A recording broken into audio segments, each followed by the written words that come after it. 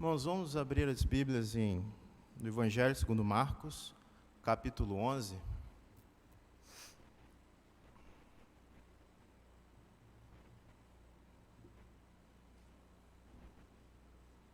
Marcos 11, nós vamos ler os 11 primeiros versos.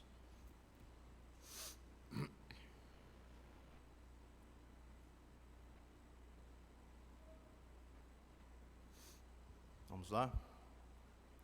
Quando se aproximavam de Jerusalém, de Betfagé e Betânia, junto ao Monte das Oliveiras, enviou Jesus 2 dos seus discípulos e disse-lhes: Ide à aldeia que está aí diante de vós, e logo ao entrar achareis preso um jumentinho, o qual ninguém ainda montou. Desprendei-o e trazei-o. Se alguém vos perguntar, por que fazeis isso? Respondei, o Senhor precisa dele, e logo mandará de volta para aqui. Então foram e acharam o jumentinho preso junto ao portão, do lado de fora, na rua, e o desprenderam. Alguns dos que estavam ali reclamaram, que fazeis soltando o jumentinho? Eles, porém, responderam conforme as instruções de Jesus. Então os deixaram ir. Levaram o jumentinho, sobre o qual puseram suas vestes, e Jesus o montou. E muitos estendiam suas vestes no caminho, e outros ramos que haviam cortado dos campos. Tanto os que iam adiante dele, como os que vinham depois, clamavam, Hosana, bendito o que vem em nome do Senhor, bendito o reino que vem, o reino de Davi, nosso pai. Hosana nas maiores alturas. E quando entrou em Jerusalém no templo, tendo observado tudo, como fosse já tarde, saiu para Betânia com os 12.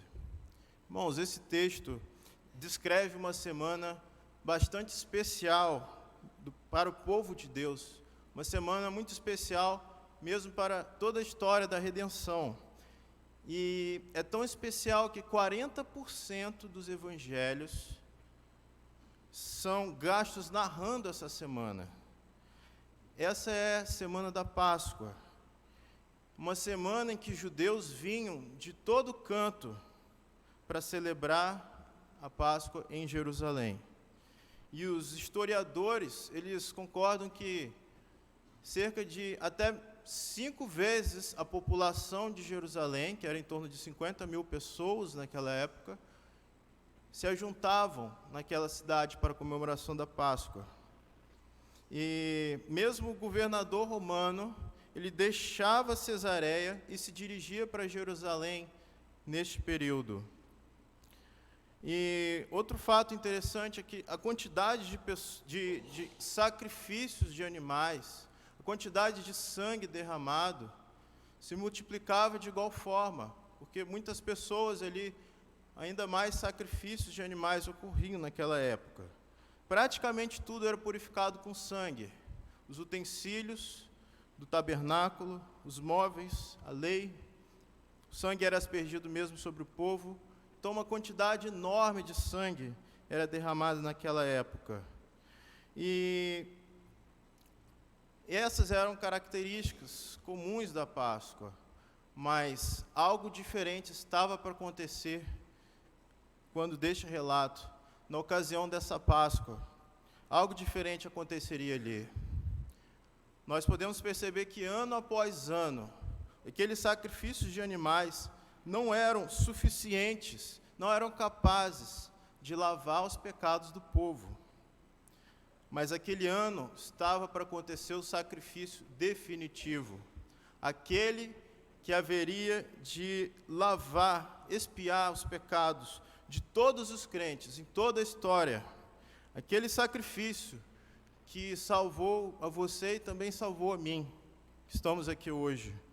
E o sacrifício que nos dá acesso completo, definitivo, à presença de Deus, ocorreu nesta ocasião.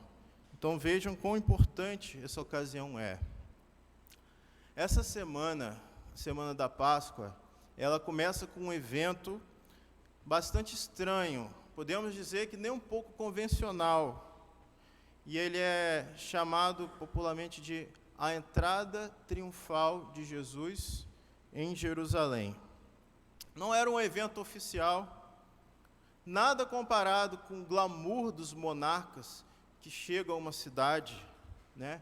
Pense em recepção de grandes chefes de estados, tapete vermelho, né? Pessoas importantes, pessoas tomam todo o cuidado, fazem toda uma cerimônia para receber pessoas importantes. Não foi nada assim. Mas por se tratar de quem era, por se tratar de que ocasião era essa, este é um dos eventos mais importantes da história da redenção. O que vai acontecer ali é algo extraordinário, algo único em nossa história. John MacArthur, ele vai chamar esse evento de a falsa coroação do verdadeiro rei. Olha que interessante. Por quê? Que rei é esse que não usa uma coroa? Aliás, a única coroa que ele vai utilizar é a coroa de espinhos mais tarde. Mas mesmo assim, a realeza de Cristo é incomparável. A gente pode empilhar todos os reis da história da humanidade. Pensem nos mais prósperos, nos mais ricos, nos mais famosos, com toda a sua riqueza, com todo o seu glamour. Eles não chegam nem aos pés daquele que é o Rei dos Reis, o Senhor dos Senhores, aquele que é o nosso Rei. Uma outra verdade que podemos perceber nesse texto é que os judeus eles tinham uma grande expectativa acerca do Messias que viria. Eles esperavam que o Messias fosse um príncipe temporal. Eles esperavam que o Messias fosse alguém que fizesse guerra contra os romanos, né? Alguém que iria restaurar a nacionalidade dos judeus, aquele sentimento de identidade restaurada, do orgulho de um povo restaurado. Eles tinham aquilo no seu coração, em suas mentes. Muitos judeus que não acreditavam em Cristo, com fé espiritual, eles esperavam que Jesus pudesse ser para eles um grande libertador para aquele tempo, né? Alguém que os libertaria, né, do pesado jugo de Roma. E vendo as coisas poderosas que Cristo vinha fazendo, eles realmente imaginaram que Cristo seria aquele libertador que restauraria o reino de Israel e os libertaria daquela situação que viviam. Notem aqui, irmãos, que Jesus chega a um ponto que ou ele frustraria as expectativas daquele povo, ou ele iria ceder aos desejos desse povo e seria proclamado rei. Mas, como nós sabemos, Cristo, ele veio para salvar outros e não para ser feito rei. Pelo menos não da forma que aquele povo esperava que ele fosse rei. Não da forma que aquele povo entendia que ele deveria ser rei. E aí vamos voltar o nosso olhar rapidamente para os dias que antecedem este episódio chamado de entrada triunfal de Jesus em Jerusalém. Nós vemos o Senhor executando um milagre bastante grande, né? Ele ressuscita Lázaro dos mortos, e sabemos que Lázaro estava sepultado ali há dias, e aquilo realmente foi muito impactante para aquele povo. Aquilo foi algo extraordinário, algo impressionante, e aquela notícia então corre toda a cidade. As multidões, elas saem de Jerusalém e facilmente caminham 3 quilômetros para ver Lázaro. E aquele milagre ele foi muito bem autenticado, foi muito bem aceito por muitas pessoas como uma das maiores maravilhas da época. Não se tinha visto tamanha coisa. Aquilo realmente causou um espanto, causou admiração, né? Causou grande repercussão no meio daquele povo. E dali, então, eles tiram a inferência de que Cristo realmente deveria ser o Messias. Realmente deve ser este que veio nos libertar de Roma. É este que veio nos libertar da nossa escravidão, veio nos restaurar o reino. Mas, irmãos, Cristo não pretendia tal coisa. Ele logo cuida de anular o entusiasmo daquelas pessoas.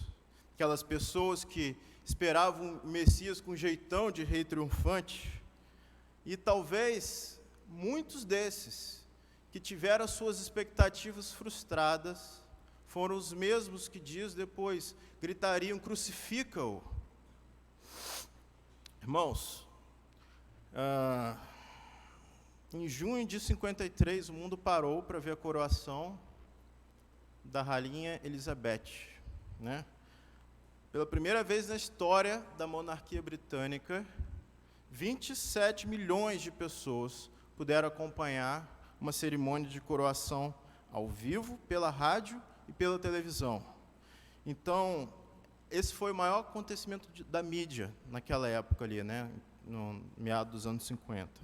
E no momento da coroação, vejam só, eles colocam sobre a cabeça da rainha Elizabeth uma coroa chamada de coroa de Santo Eduardo, que pesava mais de 2 quilos de ouro maciço. Olha só isso. E aí acaba a cerimônia, eles colocam sobre ela um manto que foi bordado durante 3.500 horas pelas mãos de 12 das melhores costureiras do mundo, só para ela fazer o trajeto até o Palácio de Buckingham. Sem contar com a prataria real, sem contar com os pratos que foram oferecidos ali, certamente com a música que foi cantada, foi entoada ali, algo realmente que a gente não consegue imaginar, né? Tamanho requinte, tamanho luxo, tamanho riqueza.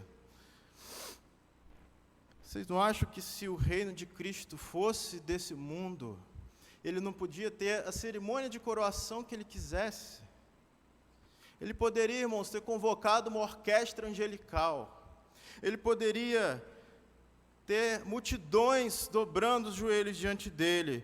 E talvez, a gente imagina aí que elas poderiam logo em seguida marchar em direção a Pilatos. Bastava uma palavra do Senhor.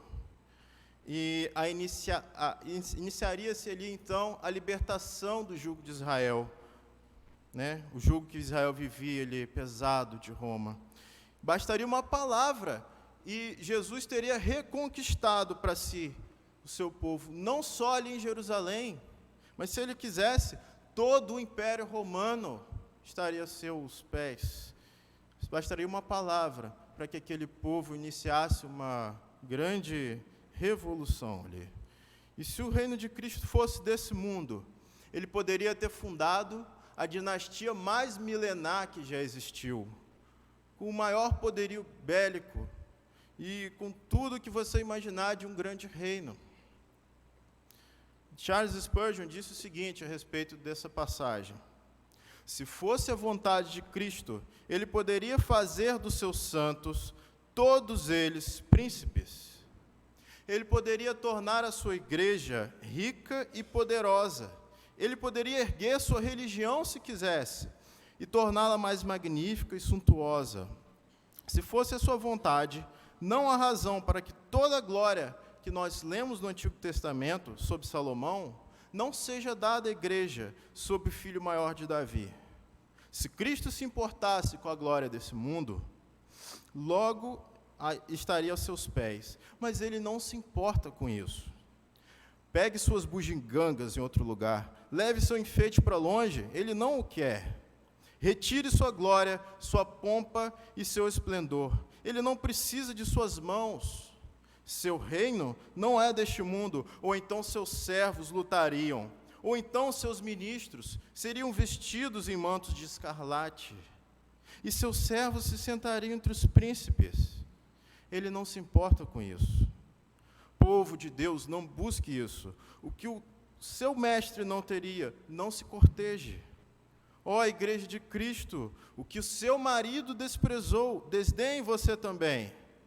Ele poderia ter tido isso, mas ele não quis.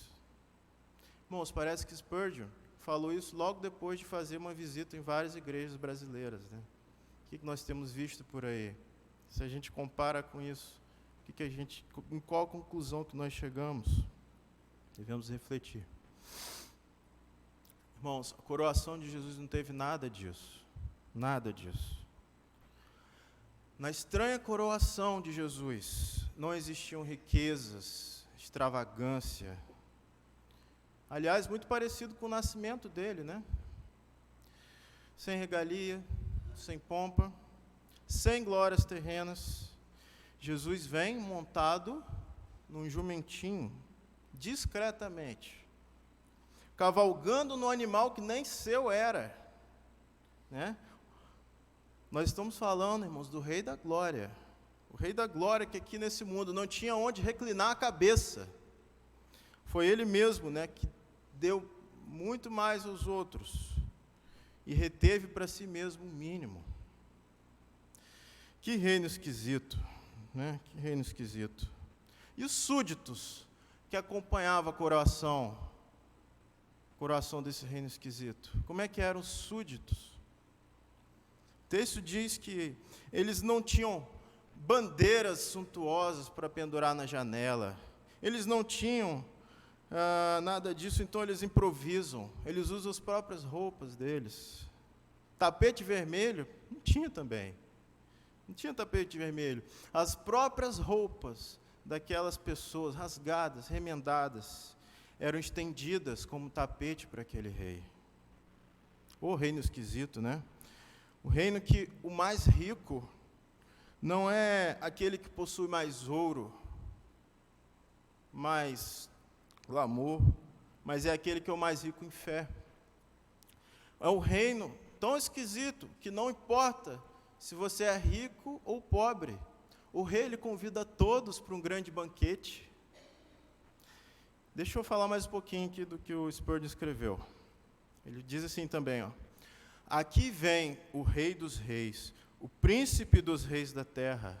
Nenhum cavalo vivo, nenhum cavalo empinado que manteria à distância os filhos da pobreza. Ele monta seu jumentinho e, enquanto cavalga, fala gentilmente com as criancinhas que dizem Hosana e deseja bem às mães e aos pais da classe mais baixa, que se amontoem ao redor dele. Ele é acessível, ele não está dividido deles, ele não reivindica ser seu superior, mas seu servo. Tão pouco imponente como um rei, ele era o servo de todos. Nenhuma trombeta soa, ele está contente com a voz dos homens. Não há ornamentos em seu jumentinho, mas as vestes do seu próprio discípulo, sem pompa, exceto a pompa dos corações amorosos, voluntariamente cedidos a ele. Assim ele cavalga. Este é o reino da mansidão, o reino da humilhação. Irmãos, não há lugar neste reino para altivez, não há lugar neste reino para o orgulho. Afinal, o rei, o próprio rei, é o servo de todos.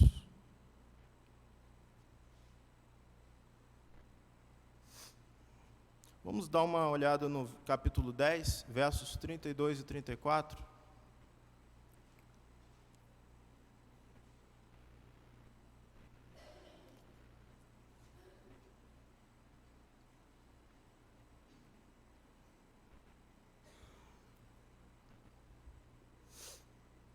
Diz assim: estavam de caminho, subindo para Jerusalém, e Jesus ia adiante dos seus discípulos.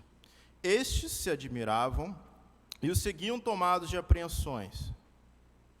E Jesus, tornando a levar à parte os 12, passou a revelar-lhes as coisas que deveriam sobrevir, dizendo: eis que subimos para Jerusalém, e o Filho do Homem será entregue aos principais sacerdotes e aos escribas. Condená-lo-ão à morte e o entregarão aos gentios. Hão de escarnecê-lo, cuspir nele, açoitá-lo e matá-lo. Mas depois de 3 dias ressuscitará. Esse é o plano de Jesus, tá? Para a sua entrada em Jerusalém. Aqui a gente tem este plano descrito. Então, como dissemos, o que os judeus esperavam é que ele fosse coroado, vencesse os romanos, né, e estabelecesse seu reino aqui na terra. Mas o que Jesus fez ao invés disso? Ele veio, verso 45, para salvar, para servir e para dar a sua vida em favor de muitos. Ele veio para satisfazer a justiça do Deus Pai, de forma que esse Deus Pai, ele pudesse oferecer perdão para pecadores arrependidos. Esse era o plano. E devemos refletir o seguinte: se essa foi uma falsa coroação, será que existe uma verdadeira? Existe uma coroação verdadeira? Sim, irmãos. Ela ainda vai acontecer. Mas antes que essa coroação venha acontecer, né, o que vai acontecer lá no futuro, antes que ele venha reinar, ele deveria vir a este mundo para morrer e viver em nosso lugar. Então, nesse primeiro momento, ele não vem para reinar, ele vem para morrer. Entendem porque aqui a gente pode chamar ela de falsa coroação do verdadeiro rei? É interessante também o fato de que Cristo, antes ele nunca havia permitido nenhuma demonstração aberta, nenhuma demonstração pública, declarando que ele era o Messias. Ele tinha esse cuidado. Na Galiléia, lá, por exemplo, o povo está pressionando ele de todos os lados, né? Para que ele exerça autoridade, o que ele faz? Ele sai de cena. Sai de cena, não dá conversa para eles. Jesus sabia quais iam ser as implicações disso. E ele sabia que não seriam implicações nem um pouco positivas. Irmãos, força, glória, poder, autoridade. Não era essa maneira que Jesus pretendia estabelecer seu reino aqui na terra. Isso vai acontecer sim, mas quando ele voltar. Então, naquele contexto, que o povo já queria coroar a Jesus como rei. Imagina, irmãos, qualquer tipo de demonstração pública levaria o povo a cometer delírios, né? Levaria os líderes religiosos a pensar em logo destruí-lo imediatamente, pois eles se sentiriam ameaçados. Aqui nós estamos diante de momentos decisivos na vida de Jesus. Percebam isso. São momentos importantes, são momentos marcantes, né? E por isso foram muito bem registrados no livro sagrado, né? Essa é uma das passagens que os 4 evangelhos se preocupam em narrar. É uma das poucas passagens que todos os 4 evangelhos narram. E são momentos em que Jesus não se esquece quem ele é, nem o que ele veio fazer. Mesmo diante dos apelos da multidão, mesmo diante das pressões que vinham dos mais diversos lugares, ele se mantém firme no seu plano eterno, traçado desde a eternidade, no seu plano, na sua missão de resgatar o homem. No sábado, Jesus chega a Betânia, vai para a casa dos seus amigos, Marta e Lázaro, e aí Maria derrama o perfume aos pés de Jesus, né, lá em João 12, e aí quem levanta a objeção? Judas, né? E aí a mente de Judas, obcecada pelo dinheiro, não consegue entender muito bem aquela cena, né? Não consegue entender muito bem aquele aparente desperdício de perfume tão caro. E aí chega o domingo e um grande grupo de judeus vai para Betânia, porque eles queriam ver aquele milagre, queriam ver Lázaro ressuscitado e aquele que ressuscitou a Lázaro, né? E aí a cidade estava cheia de peregrinos. Nós falamos há pouco que poderia chegar a 5 vezes a população de Jerusalém naquele período da Páscoa. Muita gente mesmo na cidade. E todos estavam curiosos, queriam ver aquele milagre. Queriam ver o ressuscitado e aquele que ressuscitou. Aquele que o fez ressuscitar, né? E isso traz uma preocupação, um transtorno, uma dor de cabeça para aqueles líderes religiosos. Tão grande que eles tentaram matar Lázaro. Eles tentaram matar alguém que tinha acabado de ressuscitar, vejam isso. O homem acabou de ressuscitar e já estão querendo matar ele. Por quê? Porque eles se sentiam ameaçados, amedrontados, diante daquilo que acontecia ali, né? Parecia que o poder deles estava em xeque.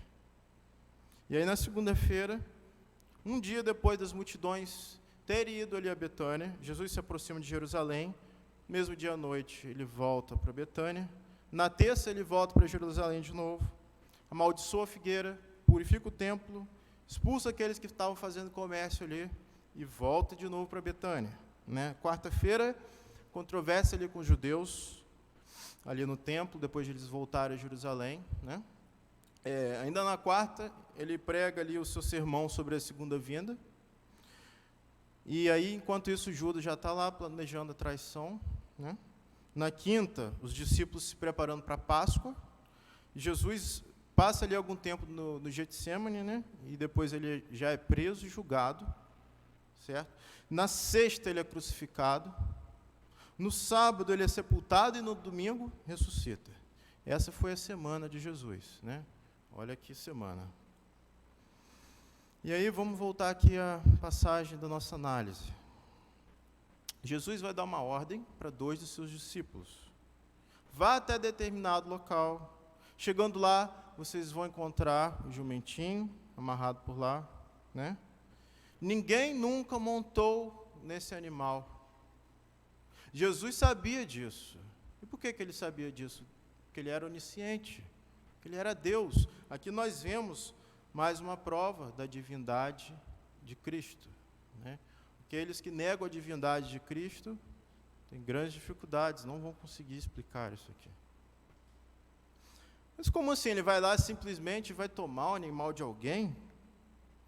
Verdade, né? Jesus já tinha deixado a instrução do que os discípulos deveriam fazer quando eles fossem perguntados, né? E ele deu a seguinte ordem, né? Diga simplesmente que o Senhor precisa dele, né? Ele sabia também que o dono do animal não ia fazer nenhuma objeção. Então, o que Cristo já sabia aqui? Ele já sabia que os discípulos iam encontrar o animal exatamente naquele local que ele disse. Ele já sabia que ninguém jamais havia montado num jumentinho. Ele já sabia que os discípulos seriam questionados, e ele também já sabia que o proprietário do animal sabia quem o Senhor era. Portanto, ele já sabia, ele conhecia o coração daquele homem, já sabia que aquele homem cria nele. Irmãos, nós estamos diante daquele que tudo vê, diante daquele que tudo sabe. Não somente acerca de animais e dos donos desses animais, mas acerca dos nossos problemas, das nossas lutas, das nossas dores. Ele sabe tudo sobre você e sobre mim. Ele sabe tudo sobre nós. Então, essa história parece ser uma nota de rodapé acerca da divindade de Cristo. Ele mostra mais uma vez que Jesus realmente é Deus, né? E aí, no seu relato, lá em Mateus, ele cita também a profecia de Zacarias 9. E ele cita oferecendo o motivo de ter sido dessa forma que o Senhor fez. O que fez, né? O desenrolar dessa história, dessa forma que ele entrou em Jerusalém. Olha o que diz a citação de Zacarias 9. Ora, tudo isso aconteceu para que se cumprisse o que foi dito pelo profeta, que diz: Dizei à filha de Sião, eis que o seu rei aí te vem, manso e assentado sobre uma jumenta, e sobre o jumentinho, filho de animal de carga. Então, para que se cumprisse aquela profecia. Irmãos, e quando Jesus entra em Jerusalém, o povo já estava ali pronto para saudá-lo como Messias. Eles já estavam prontos para isso. Porém, com uma condição. Eles só fariam isso se Jesus fizesse o que eles queriam. Só fariam dessa forma. E o que aconteceu quando Jesus não fez o que eles queriam? O povo virou as costas para ele. O povo virou as costas. E depois, dias depois, pedem a crucificação de Cristo. Aqui nós temos um problema que continua tão atual hoje, 2019, quanto nos dias de Adão,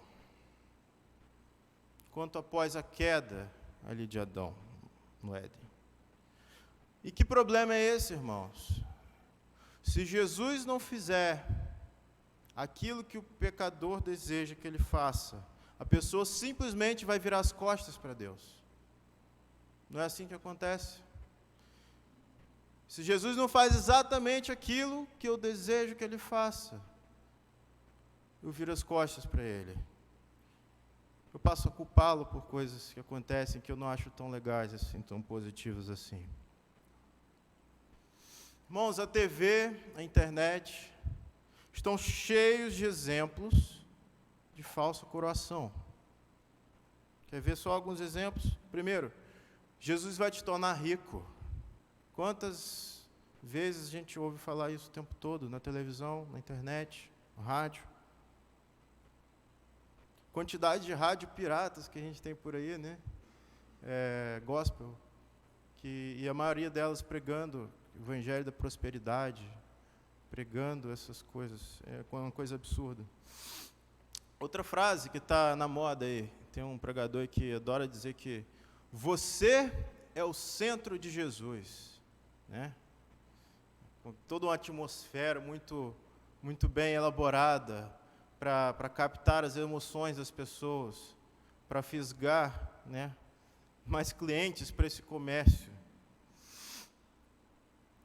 Jesus vai realizar todos os seus sonhos, e por aí vai. Muitas frases desse tipo, o que a gente mais vê por aí. E qual que é o problema de tudo isso? Qual que é o problema disso tudo? Irmão, são promessas que Jesus nunca fez. São invenções, fábulas, de coisas que Jesus nunca prometeu. Propaganda enganosa. Para muitas pessoas, não é a cruz que atrai o pecador, mas o que as atrai são as ofertas que este próprio pecador já está inclinado a desejar. Não há transformação aqui.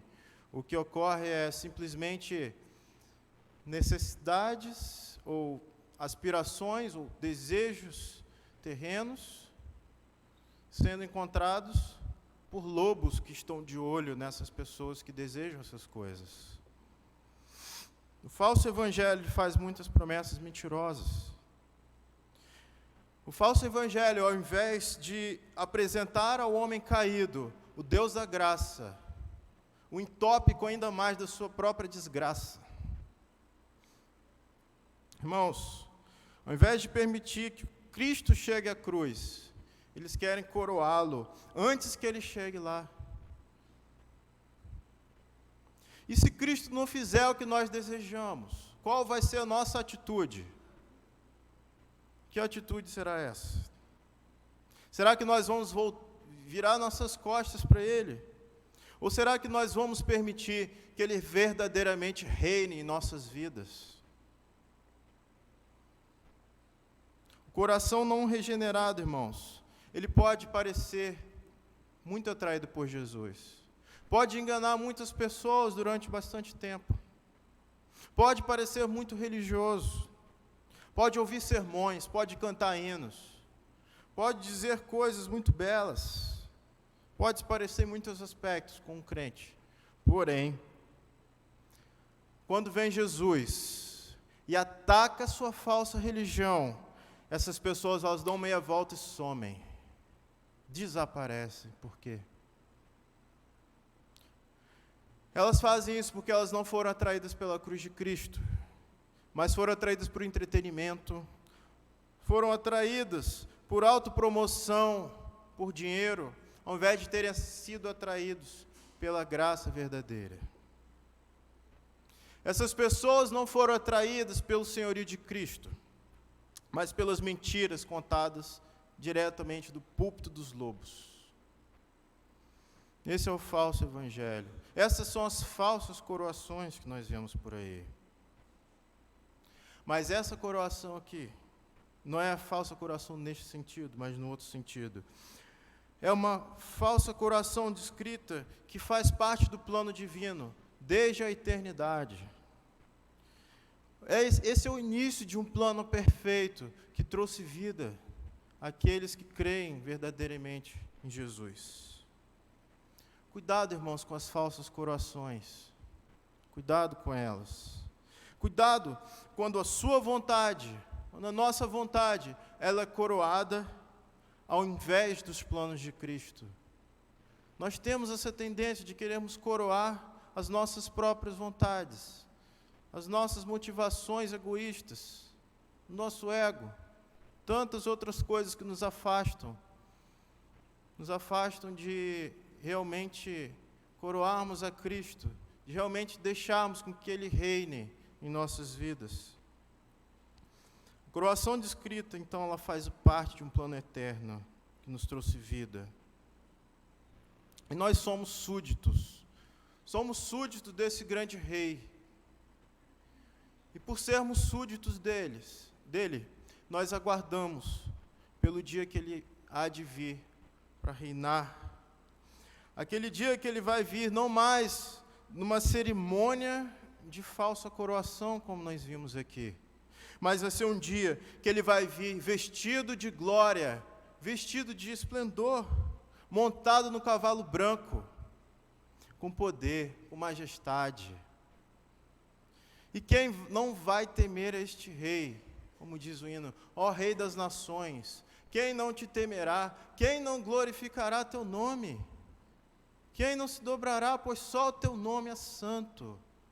Será que nós temos aspirado? Será que nós temos desejado? Será que nosso coração arde por esse dia? O dia que nós vamos ver a verdadeira coroação de Cristo, como Rei, como Senhor de toda a terra. A Cristo coroai, que sobre a cruz ganhou, por nós eterna redenção, e para o céu voltou. Ele é o Rei dos reis, o príncipe da paz. Jesus, da morte, o vencedor, que salvação nos traz. A Cristo coroai de todos o Senhor, a quem a multidão dos céus aclama com fervor. Eis o Cordeiro ali, que sob o trono está, que vive e reina lá por nós, e cedo voltará. Irmãos, que possamos ansiar por esse dia, que possamos coroar o nosso grande Rei, que possamos ter cuidado com as falsas coroações, e que repensemos nossas prioridades, repensemos o que é sermos súditos desse Rei, onde temos colocado nosso coração, onde tem estado nossa mente, os nossos pensamentos. Será que Ele tem reinado verdadeiramente sobre nós? Que possamos refletir. Que Deus nos abençoe. Amém.